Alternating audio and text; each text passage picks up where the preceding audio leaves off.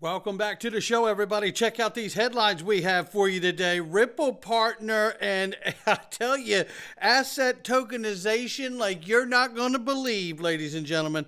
And get this, we have the EU banks forced to offer instant payments through a new law. Oh, we're going to get into it. Flares in the news and so much more. How about the Rothschilds family? How about a dynasty through three world wars? How about somebody roll that beautiful intro?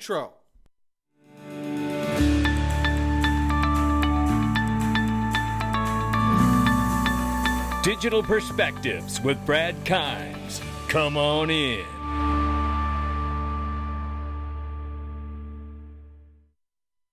Welcome back to the show. You can follow us on Twitter and YouTube for exclusive content. Right now, it is $2.25 trillion market cap for crypto. The market is up 8.2% right now. Bitcoin is 56,900 plus. We see 3,200 plus for Ethereum, 98.2 billion plus market cap for Tether. Number 7 spot, because it slipped over the weekend from 6 to 7, is 56-cent XRP, which is up 5.2% on the 24-hour. Now, we're still off by 1.7 on the 7-day, but that 5.2 just in the last 24-hour should be turning all our heads to pay attention to what's happening here as we see 53 cents on the bottom, 56 cents on the top. We're banging on the door at the top side here. We'll keep an eye on it. And I want to remind everybody what a limited window it is to be able to get some of the best private equity in the world. That's right. If you want exposure to companies like Ripple, Circle, Uphold, Link2, the list goes on, Glint, and AI companies and fintech companies and robotic companies, I tell you, they have it. They have the best private equity in the world with the most affordable minimums. And we all know how important that is to find in the private equity sector as well. All you got to do is click the link to my sponsor below and sign up and get started. It is that simple. There's no question. Make sure you do it. Link 2 is the best. Let's get started right here. It's Flare, ladies and gentlemen. Flare breaks all-time highs since go live in January 23. What an absolute humongous performance in only 1 year. Unbelievable as it hits 5 cents. The whole market is responding beautifully right now. Now, we know that we're waiting. There's a bridge for Flare networks, and it's layer cake. And it has been said that, and certainly we know over time when it comes to platforms, DeFi platforms, staking platforms, one of the big vulnerabilities has been the bridge to get to those platforms. It has been said that layer cake is going to solve that problem. And I tell you, if layer cake's got that door shut so bad actors can't infiltrate through that bridge and access people's funds, which has been a big vulnerable point for other platforms, then Flare has got so much upside coming to it. It's crazy. So we're going to keep an eye on it. It's at 5 cents right now. Super excited for it. And to see, obviously, and what my big moment for Flare is how do the regulators view it, right? Let's get that clarity for DeFi platforms. Let's understand how the regulator is going to regulate platforms like this. That's the other big hurdle here, just like we are waiting for legislation for crypto in general. But very excited for what's to come there. Listen to this clip from David a few years ago, sets the tone straight here about banks, and then talks about stable coins as well. Take a listen to this clip. David, you don't really strike me as a banker. I've interviewed a few bankers. You don't seem like one, but given your role in financial technology, do you ever talk to technology people at banks, or are you, is there any conversation between your crowd and the bank crowd?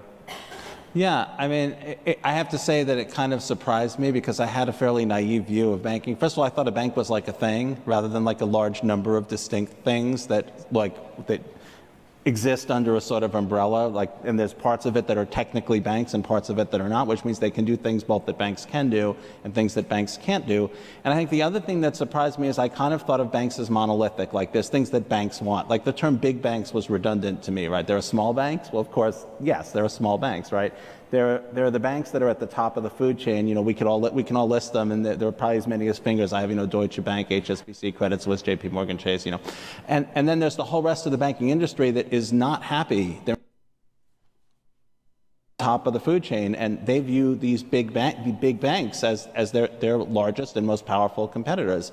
I think banks would like to be able to issue stablecoins if they could square that regulatory hurdle. Now, you say, well, that endangers the position of the banks. Well, small challenger banks are not worried about endangering the positions of the big banks. That's the reason they exist, right? That's their business. I think there's nothing more dollar that you can have than the Federal Reserve owing you $1. If I could have the Federal Reserve owing me $1, that would be like the tier 1 best dollar I could have. Tier 2 would be a U.S. financial by the FDIC and regulated, by U.S. regulators. That would be the next best way to have a dollar. If you think stable coins are structurally important and you're worried about them failing, well, then you should be letting banks issue them. Bingo. But I think the problem is that there's a sort of escalation in surveillance going on. I think you've all heard about the IRS proposals to increase bank surveillance, and this does seem to be a step in the other direction. And again, I would call out the internet analogy. Like, the internet made it much, much harder to control the flow of information across borders. And information is one of the most valuable things that can cross borders. Like, this was a very, very, I know I'm older than many people, but like, that was a very, very big deal. Like, the control of the flow of information across borders was just as important to governments as the control of the flow of anything else across borders. And they almost entirely lost that in favor of the internet. And I think if they're going to lose it to stable coins and cryptocurrencies, they're going to lose it no matter what they do. Like, they're not going to be able to stuff the genie back in the bottle. And so they're going to have to start looking for constructive regulatory solutions, and sooner rather than later, because other countries are going to do the same. I know I've kind of circled back to the same point, but. And the point is still valid, David. We appreciate you touching on it. This is the big deal about stable coins and what it can do. Right? This is why you're seeing Elizabeth Warren fight so hard to ban crypto, right? Because she's looking to do the bidding for the king of the mountain, JP Morgan and such, right? The gatekeepers to the cross-border world. They don't want the smaller banks having a way to work around the way the traditional path of cross-border payments goes, right? They don't want to lose that edge. Not on your life. But the reality here is, as David said, I think you give the banks, prudential regulation and permission to issue stable coins. This will create more use cases for U.S. Treasury bonds. And by the way, I don't mind mentioning, before we go to the next piece here, think about it. 99% of stable coin transactions that take place in the crypto world today are done with U.S. digital dollars, albeit Circle or Tether, right? So that's a little fun fact. So understand this, when we get stablecoin legislation, because 99% of all transactions are done in digital dollars, we're the leader, just like that. You can write that down, right? Now I want you to listen to Jeremy Allaire, who's been developing all this technology inside the regulatory framework they know is coming. And listen to what he says here about Circle, CBDCs, and stablecoins and legislation. And we were just talking about CBDC and all these, pilot programs done by so many different countries. And I wonder what that would mean for stablecoin industry altogether, including Circle. And I know that in the U.S., the CBDC is creating a lot of privacy concerns. Is that a positive for Circle? I don't know. Well, generally speaking, 95% of the electronic money in circulation is privately issued by commercial banks. And generally in society, we like that air gap between the government and our wallets and the privacy that's implicit in that. But it's also because electronic money is technology innovation, whether it's credit cards and debit cards or ATM machines or Apple Pay or PayPal or stablecoins. All of these things are these electronic money innovations. And so it's important that frameworks for digital currency take advantage of the fact that people want private sector innovation, free market competition. Technology obsolescence happens incredibly fast.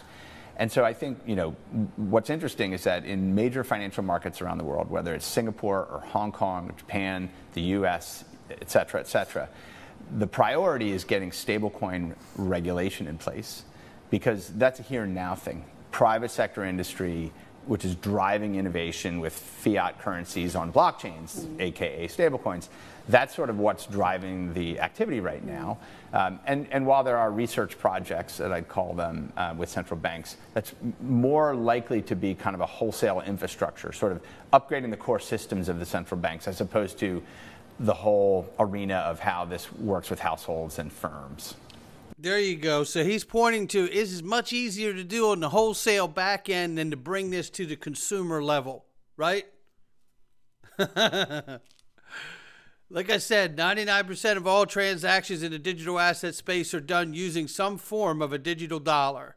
Remember, USD Tether bragged just a few months ago about how they partnered with the FBI and the Secret Service, which is original design of the Secret Service is to track down counterfeiters.